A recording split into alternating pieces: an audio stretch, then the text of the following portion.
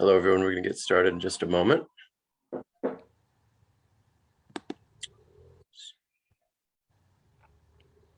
Binyam, I'm not yet seeing that slide.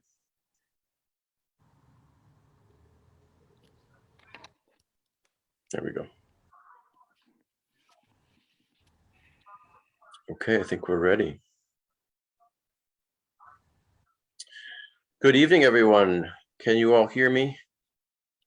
Yeah, great. Nice to see you all. Welcome.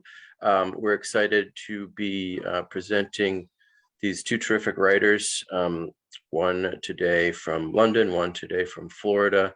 Our team are also all over the place, so hello from virtual Brooklyn. I don't think any of us is in Brooklyn right now, but we hope to be back there soon, and we wish we could have you on our stage at Grand Army Plaza. As I think I said, I'm Joel Whitney. I work with the team that bring it over to Andy Tepper soon to welcome Akpan and Nadifa Mohammed to talk about their with the reading.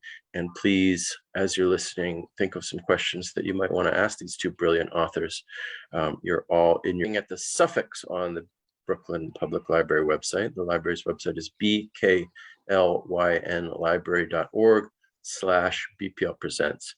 And we've got a lot of amazing upcoming stuff, including our kind of large landmark event, the Night of Ideas, with the Cultural Services of the French Embassy in late January. That is an unofficial announcement. The official announcement is coming soon, and many other great things that we're excited about. And we'll drop some links for other entries in this wonderful series curated by Anderson Tepper, as well as our social media links in the chat, which is also where you can ask your questions. Without any further ado, I'm going to turn it over to Anderson Tepper, and welcome again. Thanks. Thank you, Joel. Thank you. Well, welcome and thank you, Nadifa and Uam. It's a real pleasure to speak to you both tonight. A big hearty congratulations on your new novels. Nadifa's The Fortune Men, which was shortlisted for the Booker Prize and is being launched in the USA today, and Uam's New York, My Village, just released last month.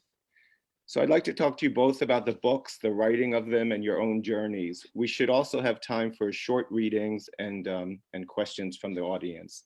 First, a quick introductions. Nadifa Mohammed is the author of Black Mamba Boy and The Orchard of Lost Souls. She's received both the Betty Trask Award and the Somerset Maugham Award, and in 2013 was named one of Granta's best young British novelists.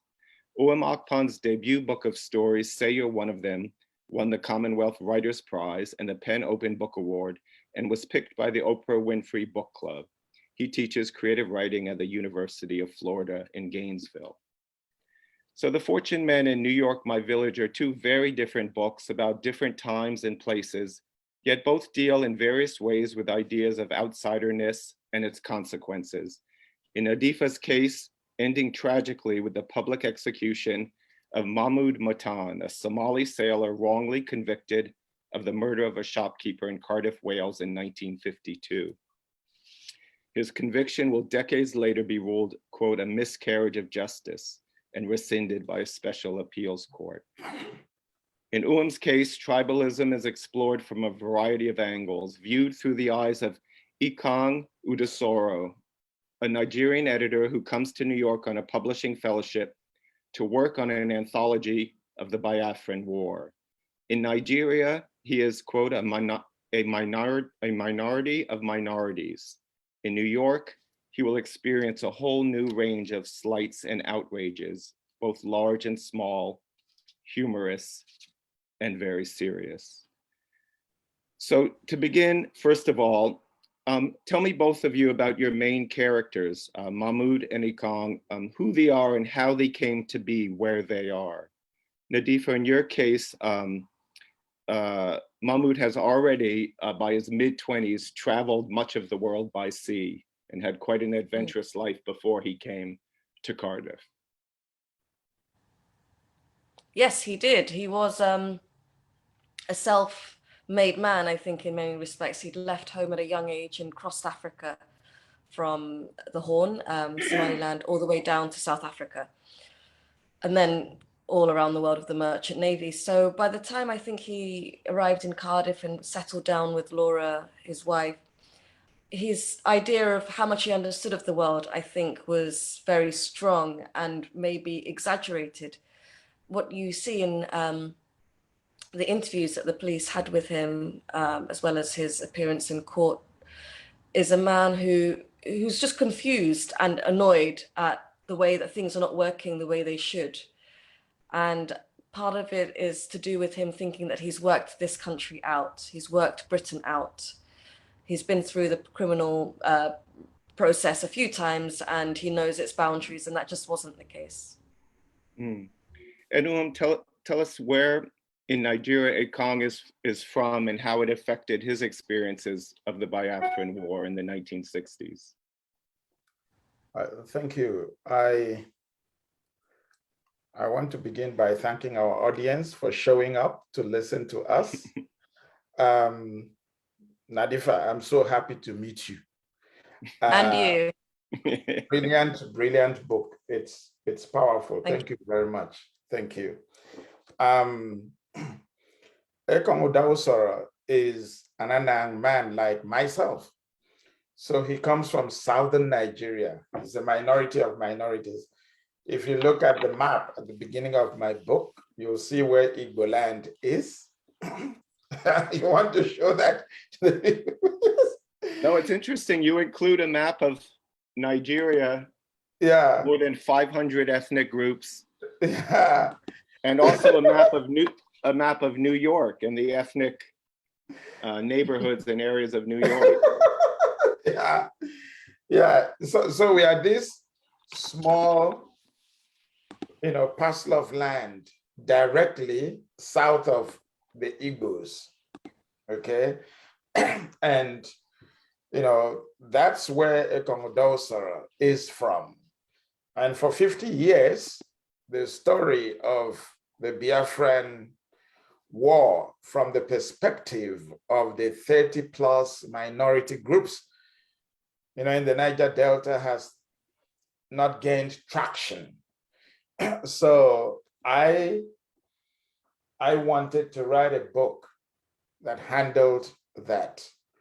So Ekong Udawusoro moves from this, this parcel of land, across the sea to New York City, where he wants to intern in a publishing house. In terms of the Biafran War, almost everyone in the world has heard about this because the Igbos have done a brilliant job writing about it from their own perspective. They are blessed with very capable and talented writers. And it's a unique situation to be that you lost a war, but you control the narrative. I've never seen that in the world. So that shows you how capable, my brothers and sisters in Igbo land, how capable, powerful they are. They know something about storytelling. But in their stories, we have always been non-existent or in absolute periphery of this, story. So I wanted to do something different and make us, center of the, put us at the center of the story and let the world know that Biafra was as wicked, bad, evil as the Nigerian military. Many Igbos don't know this. Some of them refuse to know this. The research I did, you would see that at the back of the book, I could not put half of what people were telling me, what was happening to them. I couldn't put in the book. My only consolation is that a lot of Igbos helped me do the research in Igbo land. They heard what I was trying to say. They said, what are you talking about?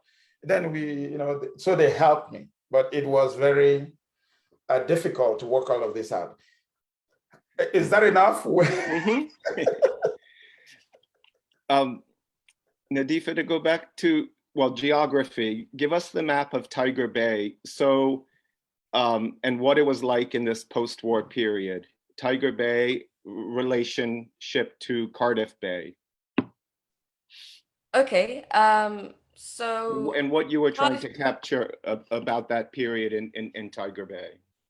right. So Tiger Bay was a square mile district on the docks of Cardiff. So Cardiff wasn't an established port like Bristol or Liverpool had been in the UK, and it really came to prominence in the 19th century because of the coal industry. And that started bringing foreign sailors to Cardiff, and they settled at first all across the city. And it was the race riots in 1919, what were called race riots, were actually more like pogroms of foreign sailors, meant that they all uh, kind of created a fortress for themselves. And Tiger Bay was that fortress where it was hemmed in by the sea, by the railway, a canal, and then there was just one side of it open to the rest of Cardiff, which they could then protect. So it was somewhere where they had their backs to the wall, but it was also a community that they built themselves with all of the amenities that they could want. So mosques and synagogues and bars and cafes of all different descriptions and nationalities. So it was a pretty fantastic and lively place, but also very poor, somewhere with high rates of TB, of poverty and deprivation of other types. So it had this very difficult relationship with the rest of the city, where it was one part ghetto, one part romanticized, one part dangerous, a place where you could pin all of the troubles of the city. That's where the prostitution is, that's where the violence is, that's where the drugs are. But of course, that wasn't the case. So Mahmoud was someone who fitted very easily into that world. He arrived in Britain in 1947 and lived in various boarding houses with other Somalis, was nondescript for a large part of his time there. And it was when he separated from his wife, Laura, and started to drift away from that regular working life and, live this nocturnal life of poker games and pickpocketing people and all sorts of things like that, that he found that he was the subject of police attention, particularly when this murder happens, a very brutal and unexpected murder. Tiger Bay was known for violence, but it wasn't the kind of place where someone would just cut a woman's throat while her family had dinner next door. That was, even for that area, a shocking crime, and they needed to find the culprit very quickly, and someone like Mahmoud fitted their imagination of the culprit.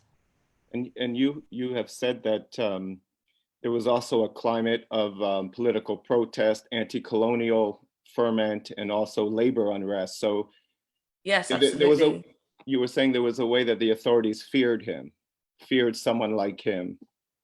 Feared someone like him, and Mahmoud was not political in the way that others were. There was a man called Douale who was very politically connected. He was good friends with Sylvia Pankhurst, who of course had become known for being a strong anti-colonialist and was close to Haile Selassie. And Douale and other Somali sailors were agitating for independence for British Somaliland. The beginnings of the empire were at work. So this is in 52, and in 1960, Somaliland became independent. So you have Britain facing the fact that these people who are on their shores are fighting to demolish the British Empire, which they had to do because Britain couldn't afford this empire anymore. But also psychically, politically, it was still a very tricky thing to navigate that demolition of their empire.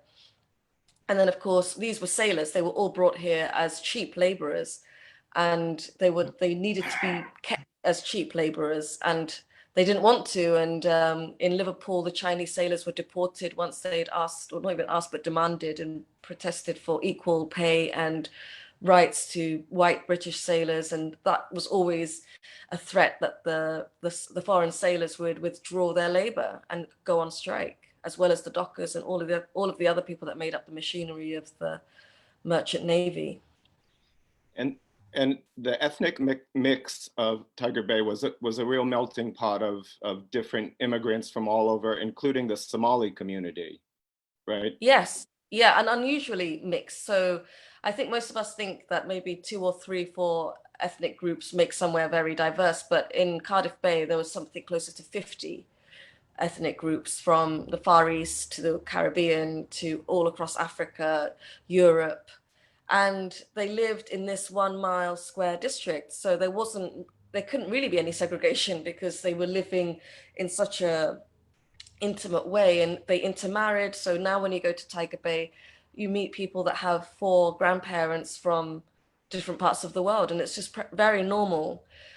Not to say that it was always harmonious. It wasn't always harmonious, and the shipping companies owned the boarding houses, and they ethnically segregated them. So there'll be the Maltese, the Yemeni, the Greek, the Somali, the West African, could be Liberian or anywhere else. So it was somewhere that people rubbed up against each other, for both good and for bad. And his boarding house was West Indian and West African. So he'd lived in the Somali ones previously, but he decided to move out of Tiger Bay to a neighboring district. It's, a 10-minute walk away, opposite the jail. And that's where Laura had always lived with her family. And he took a room in this boarding house with West African and West Indian sailors. And he was the only Somali there. And I think that did cause conflict. And, Somalis have always had a complicated relationship in terms of where do they belong. They're in Africa, but that's a long distance away from West Africa. It's an even further distance from the West Indies. So his religious difference, his cultural differences meant that he was not really accepted as one of them either. And tell me about the map of New York City, that the territory that Ekong covers. He's in Hell's Kitchen, he's in Times Square, Chelsea, and then the Nigerian diaspora is kind of based in the Bronx. He goes to visit the Bronx. Yes. He visits the Bronx. Go ahead. Go ahead. No, I'm just interested in the Nigerian community that you describe, and how some are still very connected to home, and some in New Jersey, for example, are trying to kind of escape from their connection to Nigeria. Yes. So you have the Bronx, you have, the places. My story takes the reader to the Bronx, Hell's Kitchen, Times Square, Midtown, Chelsea.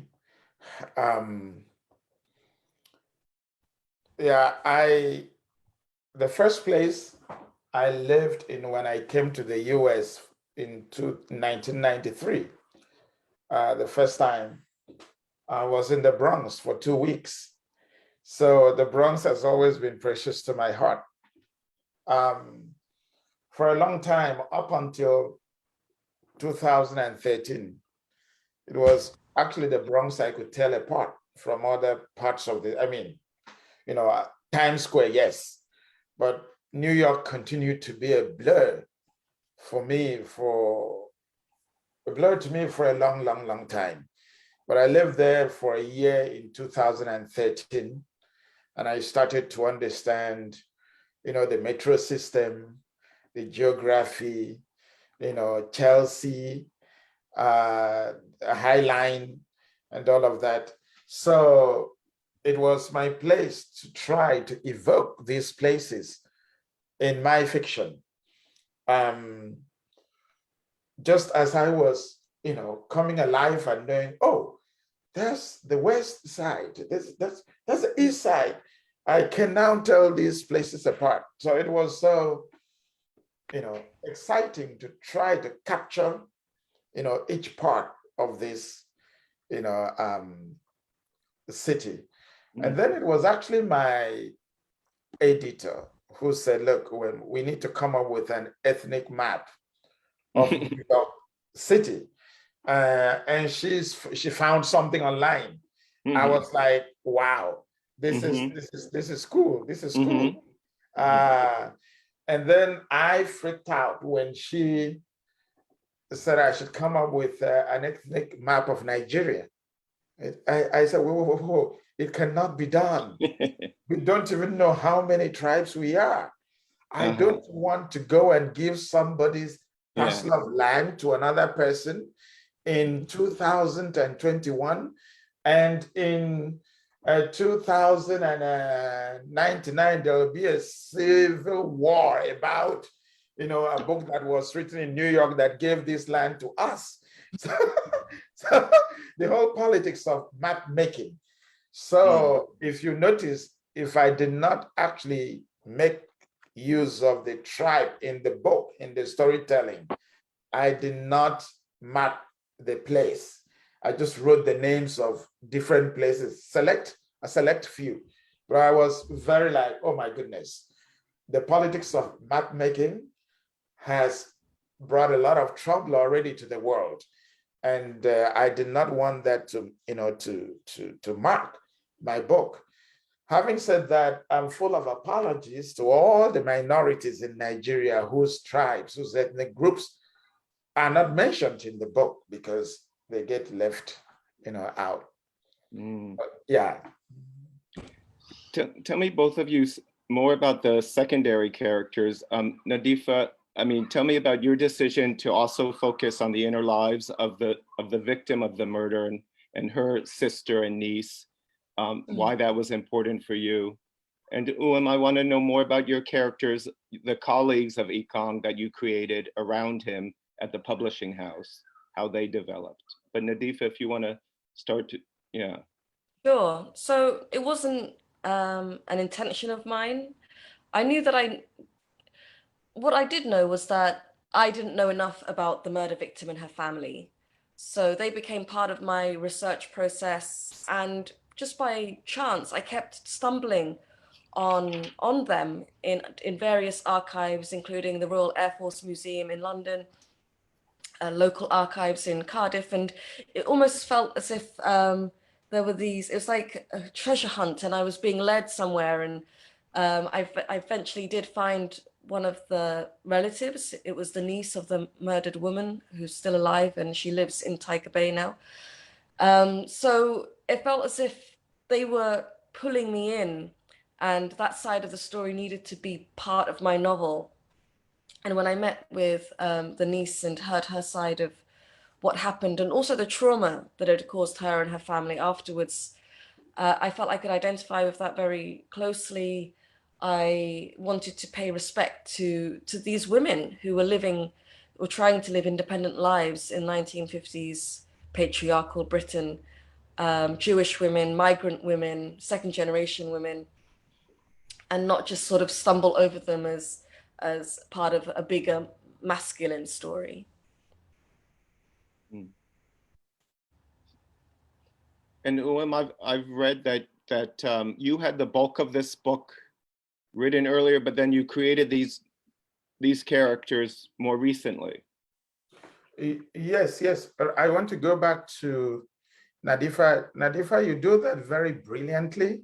And I think, these secondary characters, the family of the victim, it brings a certain depth, to the book, and shows how compassionate you are as a writer. So I like that idea very much. Oh, thank you. Yeah. In terms of Andy and Nadifa and our audience, I was too scared to write this book in many ways. Why? The Biafran War.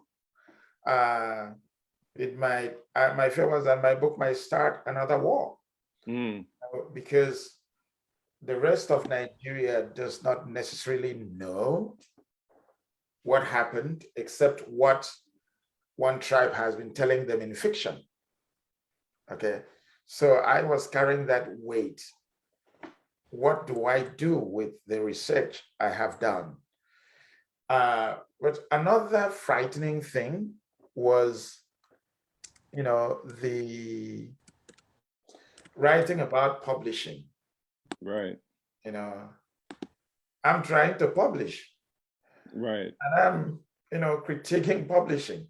Right. I was very scared I would not be published. I had heard some stories that publishing does not like to be criticized. So I began to look at them as, very powerful dictators. And if you wrote a satire about a dictator and you took this to the dictator to stage for you, what are the chances that he's going to thank you and say, yeah, I'll put on this help to this display. So I was very scared. So And there's a third element I've heard you say that was difficult for editors to accept, and that was the bed bugs story. yes. No one wanted a book about with bed bugs in it. No, they didn't want that, you know. But let me go back to, this publishing angle. It was only in 2018 November that I created the characters Jack, Angela, Chad, Paul Maher, and the owner of the publishing house. So the big task for me was to make all these characters with, the chapters and the scenes that came with them to meld smoothly with the rest of the book.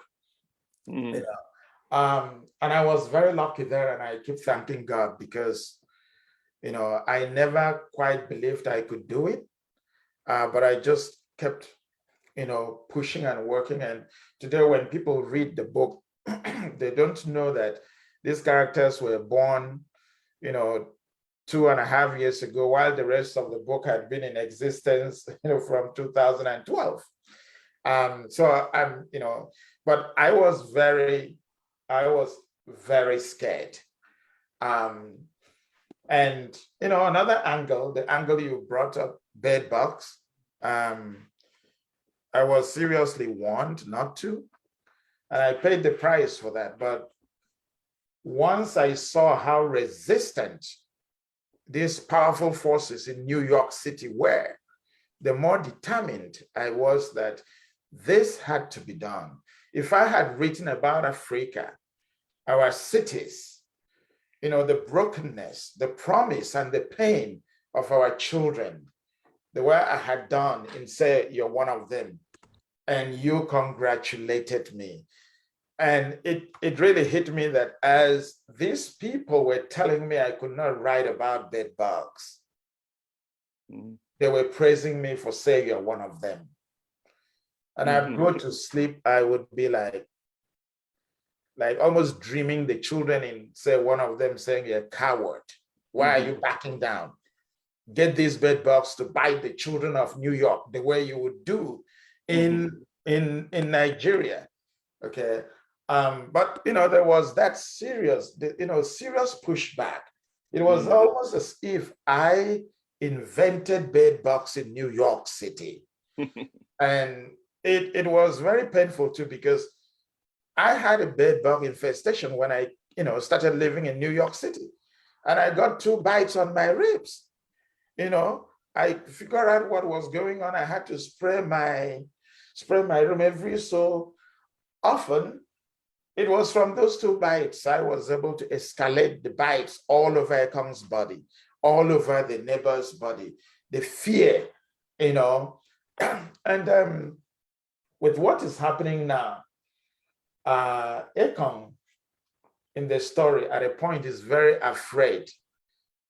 The New Yorkers are going to really go hard on him and accuse him of bringing a variant of bedbugs from Africa. Anything that is about an African, it becomes something else. This pandemic has been around now for 2 years. More than 750,000 people have died in this country. We have not died like that in Nigeria or any place in Africa. But as soon as they heard Omicron, the Western world, Africa, what? They're not seeing Omicron, they're seeing Africa. And you see the reaction. I think my country, Nigeria, has just, Nadifa, you're laughing. My country, Nigeria, has just been removed from the red list in the UK. I know. Yeah. And it's more diseased than anywhere. It's more disease. So anything that is Africa, people are like, what? So it was very serendipitous for me to, put it that way, that I kept worrying, are they, how are they going to read this? May I be accused of the same bed bugs New Yorkers are suffering from? Any other thing is going to, so many things were going on in my mind as I tried to create, the surrounding characters.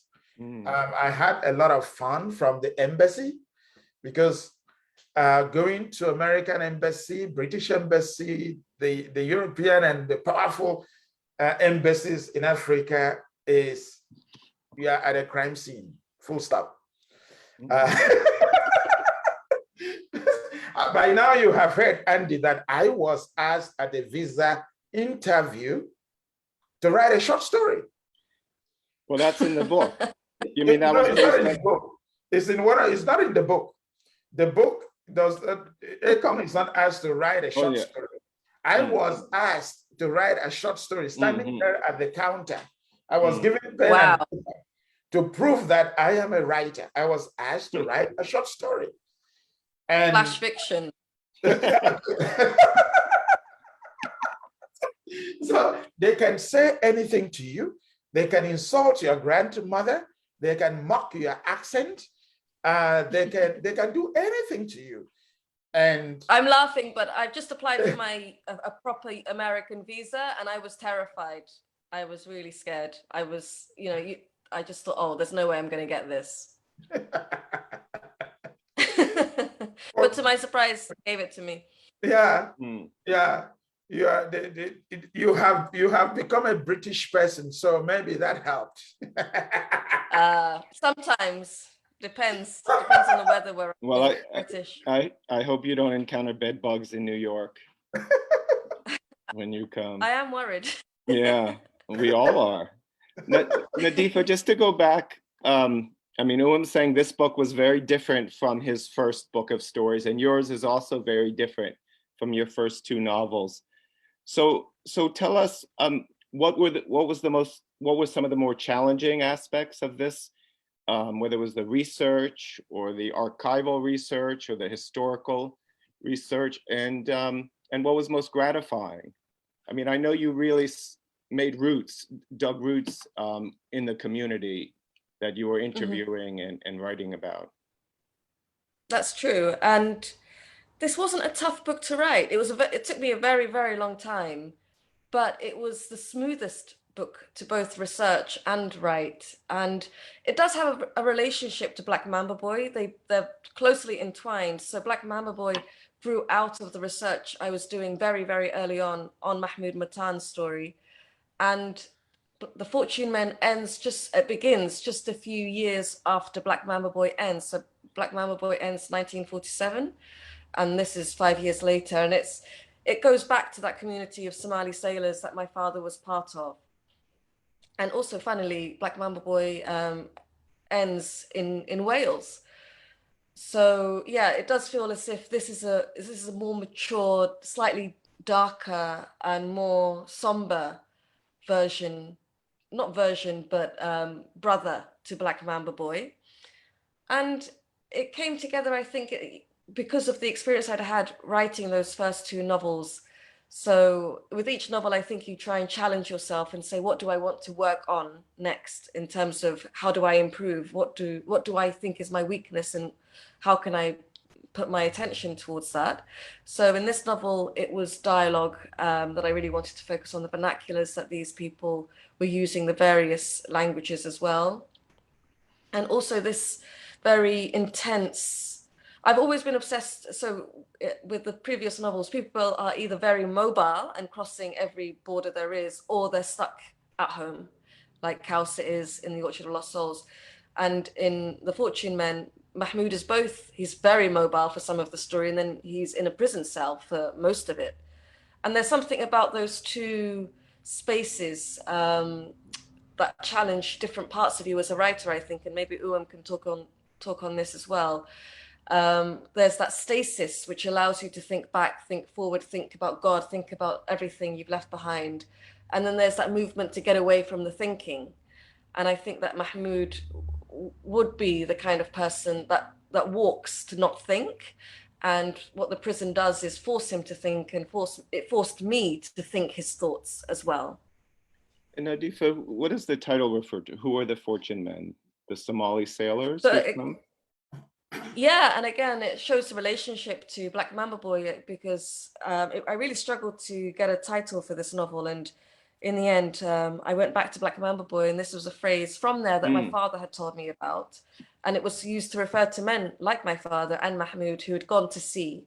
So they were both men who could return to their homeland with money, with fortune, but they were also men who were throwing their lives into the hands of fortune. Many of them never came back. They died at sea or disappeared into these small towns across the world or cities. So it was, I think that Mahmoud was someone who had a very obvious relationship to fortune and fate. He was a gambler. He was someone who kept putting his life on the table. So I thought, yeah, it did really, once I thought about that, I thought this is the right title. Yeah, and tell me about the research into the prison system and the death penalty. It was the death penalty. I mean, was ended in 1965, I think you said, but there's talk Yeah. even now of returning to the death penalty. It's pretty terrifying to hear that, but yes, that's true. And just today, there was another bill put through Parliament that's intended to reduce our human rights. And that was on the back of another bill last week, which was designed to remove the rights of people like me who are citizens but were born outside of the country. So we're in this very weird and frightening stage. And the 50s were, people I think it's easy to assume that the 50s were very crude and brutal, and people, they showed their racism in very crude language and behavior, but that wasn't the case. It's familiar to me, and I think that Britain works in the same way in many ways. So that the class system, which determines who's in the dock in court and who is the judge and who is sitting in defense or in prosecution, they're the same sorts of people as there were in the 1950s. Also, this very blunt idea that execution is a fitting punishment, that's never gone away. And it's funny that it was actually in the early 20th century that the appetite for the death penalty in this country declined, and it went down to maybe only 11 executions a year. And then with the arrival of foreign men after the end of the Second World War, the numbers started to increase and even doubled to 25 the year that Mahmoud was executed. So there's something about a lack of, I guess after the Second World War, Britain felt diminished, it felt under threat, it felt broken in some way. And I think we're not that far from that sense right now. And in this, in our current climate, we're breaking ourselves. It was Britain that decided to leave the EU, and COVID and all of these things just have created a very chaotic and difficult situation. And I think in those chaotic situations, that's where terrible things happen, and they are happening right now. Yeah, I wanted to ask you about the Brexit period because you're writing the novel during the past several years of the Brexit period. Did that climate affect your thinking and your writing, looking back at this historical period? Yeah. Eerily, I think that people, Britain is a strange place right now, and it's changed over the last 10 years, I think. But in the last 5 years, things have really racketed up, and the far right kind of politics has really taken hold in this country. So I'm always writing from a position of anger. I think that's what I find really useful, is something will rile me up to the point where I put everything else away and I concentrate on writing. So I was angry about what had happened to Mahmoud, and also angry at all of the things that happen in this country, in the US, across the world, to marginalized people. So I think that it kept that fire burning, and it made the boundary between writing a historical novel and writing a contemporary one blur. But I think, yeah, and then also what happened last year with Black Lives Matter and the protests in this country as well made me worry a little, because what happens every few years is that people have a sudden appetite to think about race or think about inequality, and then they decide that everything has been resolved because they spoke about it once more, and then it's forgotten, and it becomes this cyclical performance. And I didn't want to feed into that. I didn't want to sort of make anyone feel as if there's an easy conclusion to any of this. Mm. And you were writing about these issues about publishing. I mean, before this larger reckoning with Black Lives Matter, with the lack of diversity in publishing. Yeah. So tell me about that and your own experiences. What experiences were you writing from? I mean, how did you have such insight into publishing in the U.S.? Yeah. Yeah, thank you. You see, Nadifa, what you're saying is very true for people of color, for minorities, that there's a lot to make you angry daily, to negotiate a lot of things in your mind so you don't, punch people during the day. It's a lot on the mind. It does seem to me that when things like the Bill of Rights were written in 1791, there was that expectation that Black people, brown people would become people was not there. So these things were written for people. In the intervening years, all these minorities have grown as their personhood, their humanity has ascended slowly and is getting closer to what white people have been enjoying. Hence, all these big reactions. How do we reduce the rights of people like you who were born outside the country but are now citizens? People like me who were born in Nigeria, but I'm now a citizen of this place. There was a time the Supreme Court defined a Black person as 3/4 of a white person in this country. But slowly we are either human beings or we are not human beings. And that is that's not easy for people who have enjoyed these privileges over, the years. Having said that, I feel we have allies. And for me, that's, the consolation. Now, Andy, what you've asked about publishing, when my first book came out or was in the process of being acquired, I visited a lot of publishing houses, the big ones. And each time I walked in, it was a sea of white people.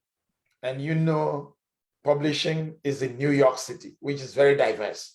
So you climb get into a few elevators and you are in a whole different world. And it was always like this for me. But as I keep saying, the bigger shock was running into the few minorities. And they were like more shocked to see me.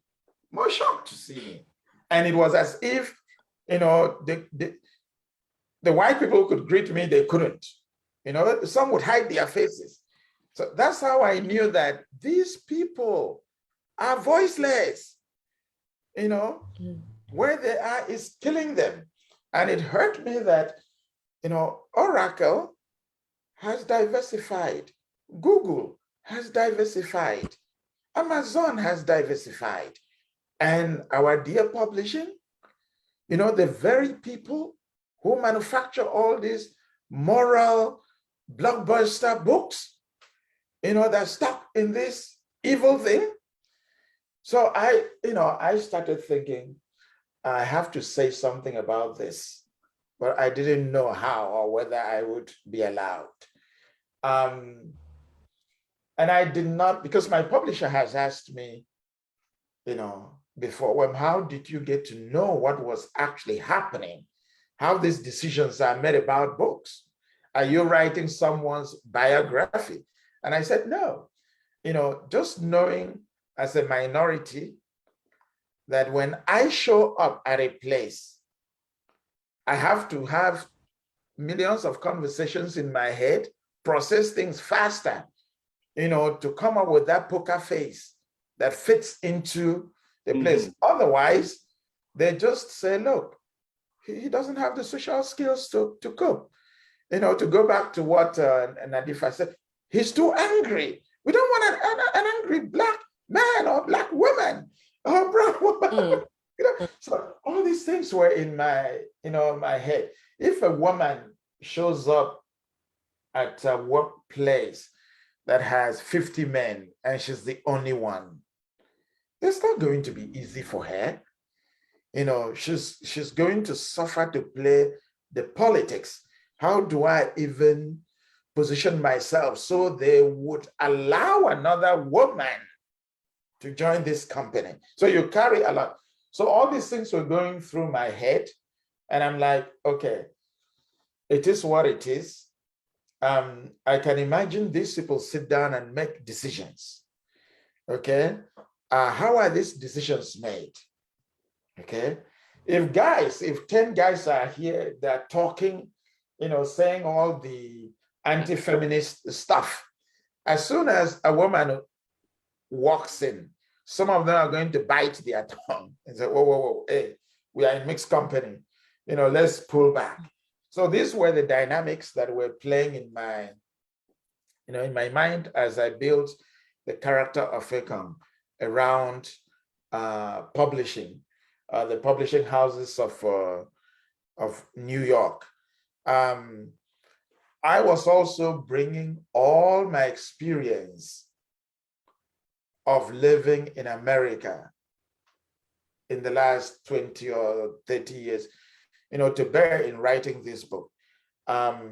Things I had experienced in the church, things I had heard, knowing that the Catholic Church is not well represented in terms of Black Americans, knowing that in many cases we have ethnic churches, like, if you hear anything being called St. Peter Claver Catholic Church, that's a Black church, because Father Peter Claver, a white man, helped the slaves from Africa in Cartagena in Latin America.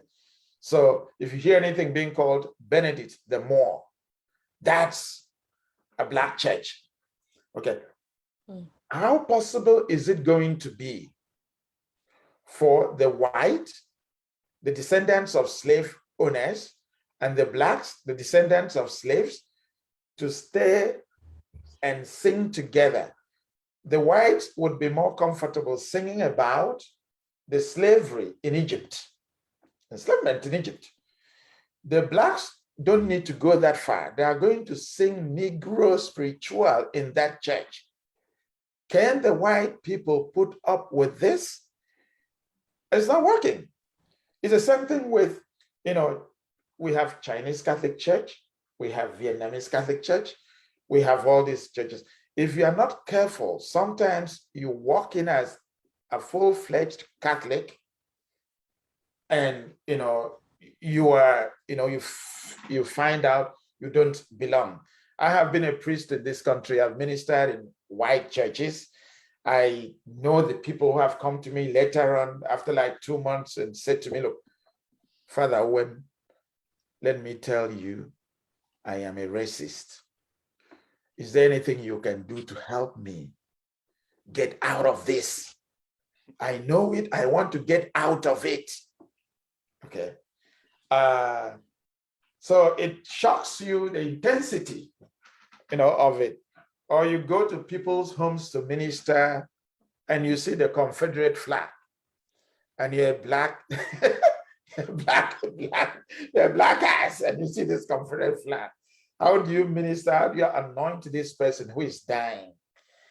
So I've been in a lot of situations. All I keep saying, is we have allies. That's where the hope is. We have allies among white people, among Latinos, among Chinese, among Asian Americans, among African Americans, among whom have I left out? Native Americans. We have allies. The more we build this, the more we'll be able to get away from what Nadifa had mentioned.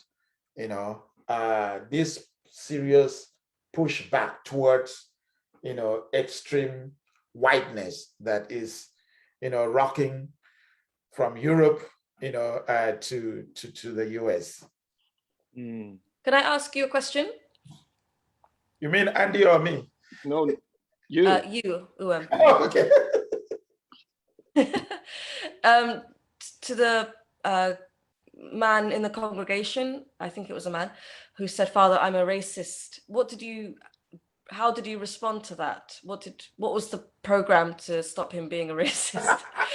Was there a fix? There's a very long fix. I encouraged him to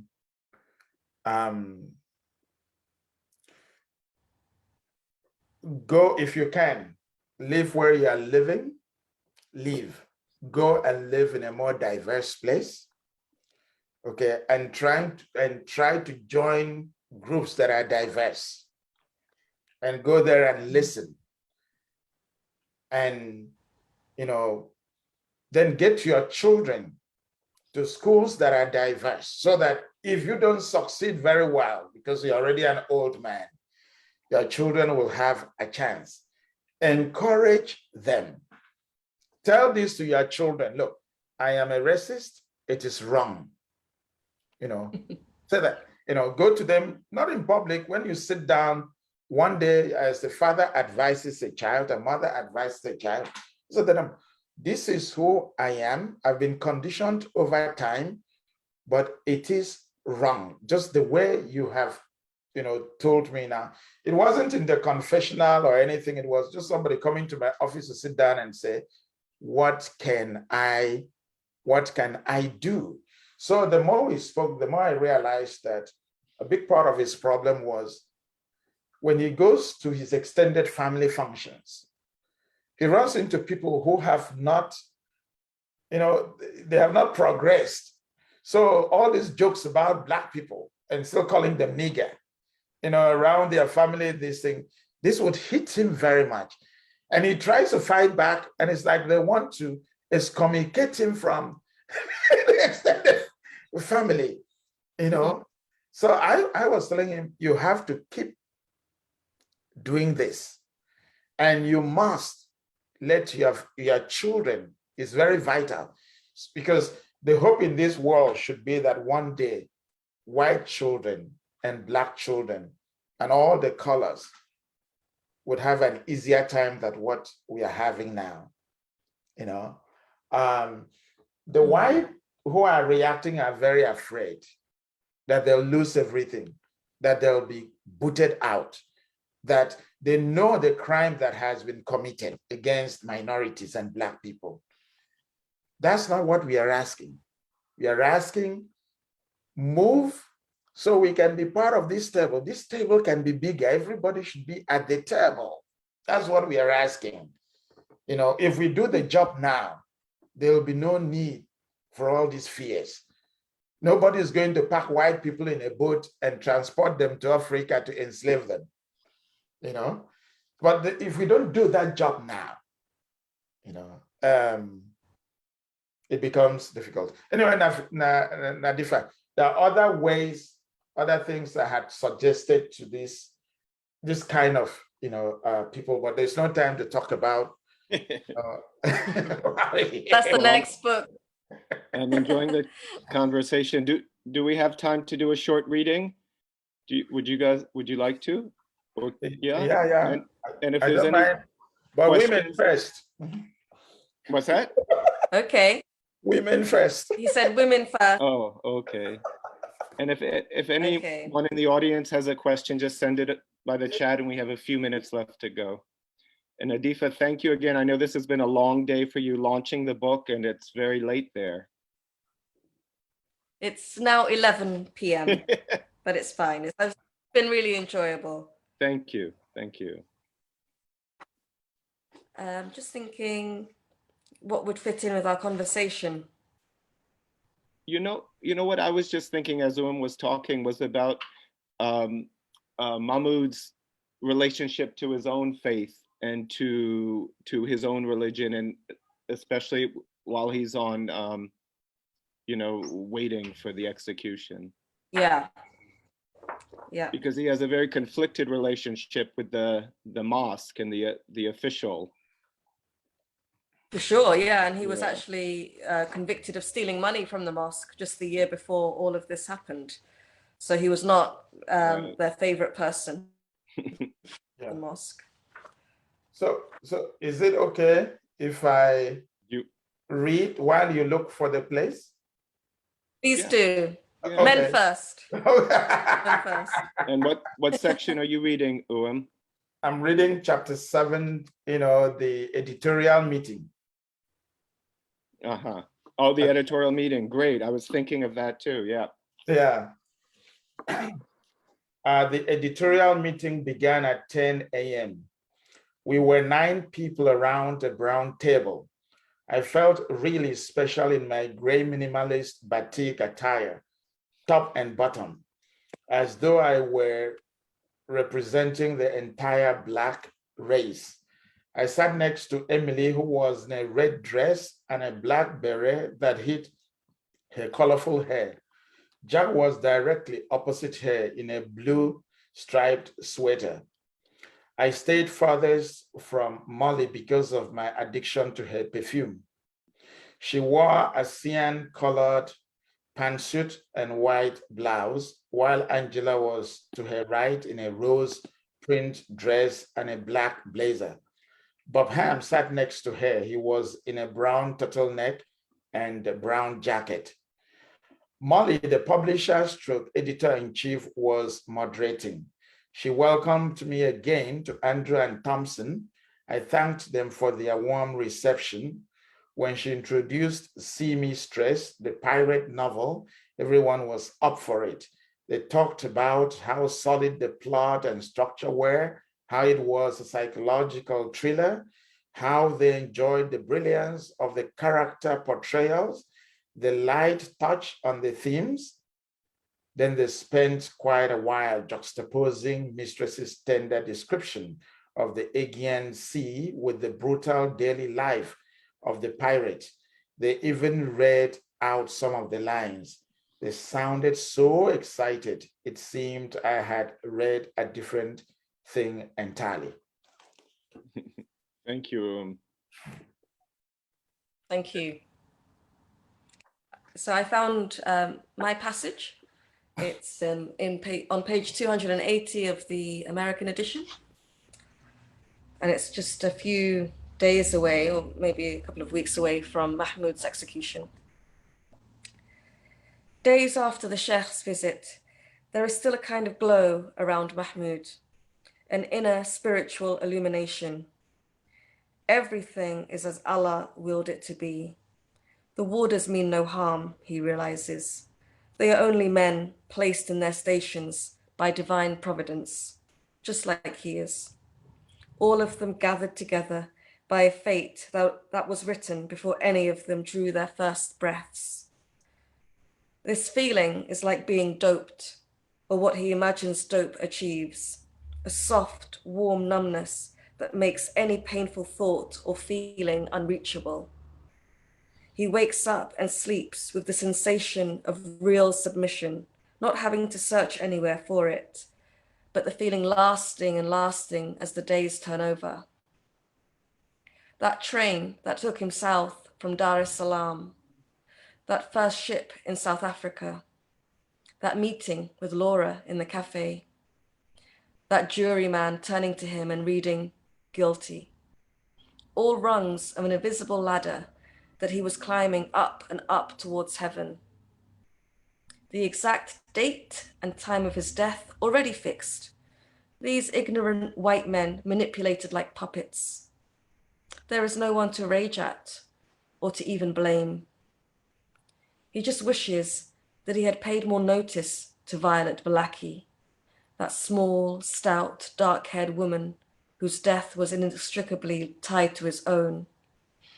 He had never cared to think of her as more than a talking, hard-haggling version of one of her shop dummies. He should have held her hand when she passed back his change, or put a gentle palm on that twisted back of hers, looked deep into the flecks inside her brown eyes and said, "You and I are joined for eternity. The thread of my life will be cut the moment you die. Mm. That's it. Thank you, Nadifa. And thank you. I mean, that was beautiful. Brilliant. I want to quickly say, Nadifa, I like what you do with your characters. As soon as you mention a new character, you show the person to us. I enjoyed that very much. Even the Detective Powell. As soon Mhm. as you Mhm. show the Mm. character, Mm. you describe so that the description of the physical now includes the psychology of that character. And I also, towards the end, what Mhm. is happening to Mahmoud? He knows they're going to hang him. Mm. He's restless. He's walking around. He doesn't want to dress up. It's so powerful. Nadifa, what? Oh, thank you so much. Yeah. I'm just interested in how much Thank of that you found from the records and how much you invented.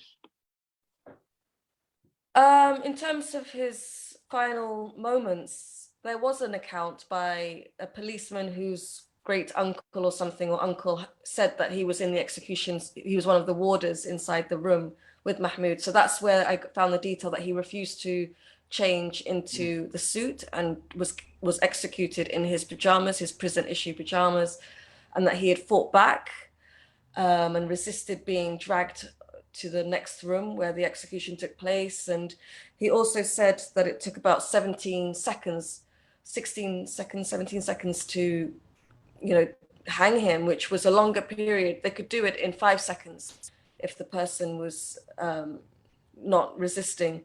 And that's also explains the chapters, the number of chapters. Right. It's those seconds counting down his life. But thank you so much, Uwem. That means a lot. It means a real lot. I've been reading your books for a long time. I've not read the most recent though, so I can't speak on it. But yeah, I'm honored. Thank you so much. Maybe when you come to New York, you can read New York, My Village. I will do. I will do. Well, thank For you sure. both. Thank you both. Thank you to the audience. Anderson. It's been a real pleasure, and have a wonderful holidays and be Do safe. they have questions? The audience, do they I have don't questions? see any in the chat. Okay. We have bored them We totally. answered all their questions. Fix racism. Fix talking. How to get a visa. The church. We've done it all. We have Church. The whole We thing. have bored them totally. They're about to speak. No, they're taking it all in. Yeah. Yes. We are very thankful. We are very grateful you came. Well, it's been a Yeah. pleasure. Thank you both. Okay, Joel, Thank did you. you want to sign off for the library? Just to echo your thanks. Thanks, Nadifa. Thanks, Uwem. And thanks to everyone for coming. I can't wait till we can do this again in person, but congratulations to you both. And thanks again, everyone, for being here. Good night. Good night. Yeah. Bye-bye, Nadifa. Pleasure. Thank you. Bye-bye. Bye-bye. Bye. Lovely talking to you. Bye. Thank you. It was wonderful. It was. I'll see you.